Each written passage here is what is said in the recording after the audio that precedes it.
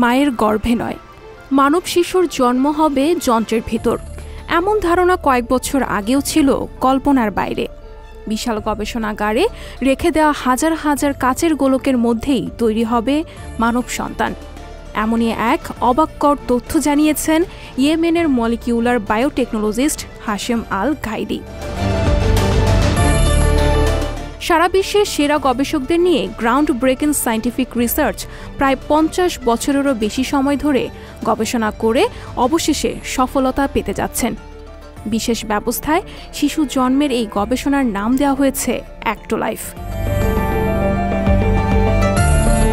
মাতৃগর্ভের মধ্য থেকে একটি শিশু যেভাবে বেড়ে ওঠে, অ্যাক্টোলাইফেও একইভাবে শিশুর বেড়ে ওঠার বিষয়টিকে প্রযুক্তির মাধ্যমে তদারকি করা হবে। কৃত্রিম গর্ভ নামে পরিচিত এই গবেষণাগারে 75টি ল্যাব ও 400টি করে গ্রোথ পড রয়েছে। এক একটি ল্যাবের মধ্যেই থাকছে 400টি কৃত্রিম গর্ভ। কৃত্রিম গর্ভের ভেতর আইভিএফ পদ্ধতিতে শুক্রাণু ও ডিম্বাণুর মিলন ঘটিয়ে তৈরি হবে ভ্রূণ। সেই ভ্রূণও বেড়ে উঠবে এর ভিতরেই। বিশেষ ব্যবস্থায় শিশুর রক্তচাপ, হৃদস্পন্দন থেকে শুরু করে সবকিছুই সরাসরি প্রত্যক্ষ করা যাবে প্রযুক্তির মাধ্যমে। বাবা মাকে সবসময় শিশুর তথ্য প্রদানের জন্য রাখা হয়েছে রিয়েল টাইম ডেটা সিস্টেমে। এর মাধ্যমে সন্তানের অগ্রগতি পর্যবেক্ষণের সুযোগ থাকে। সাথে ফোন ব্যবহারযোগ্য একটি অ্যাপসও আছে, সেখানেও দেখা যাবে যাবতীয় তথ্য। সম্পূর্ণ কৃত্রিম বুদ্ধিমত্তার সাহায্যে শিশুর দেখভাল করা হবে। যদি কখনো শিশুর শরীরে কোনো অসামঞ্জস্যতা দেখা যায়, তবে সাথে সাথেই তা স্ক্রিনে প্রদর্শন করা হবে।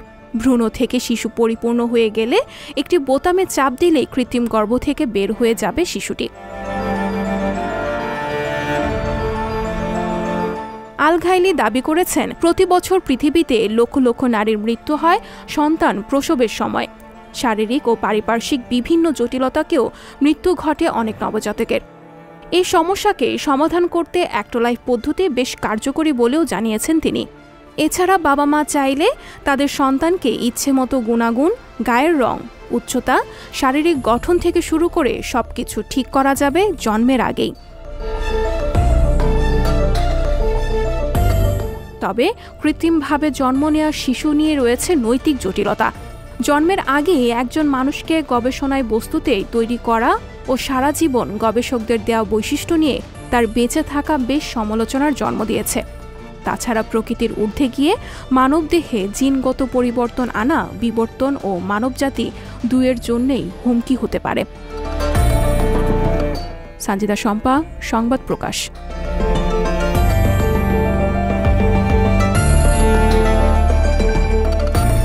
সংবাদ, ফিচার ও অনুষ্ঠানের জন্য ভিজিট করুন সংবাদ প্রকাশের ওয়েবসাইট এবং যুক্ত থাকুন ফেসবুক পেজ ও ইউটিউব চ্যানেলের সঙ্গে।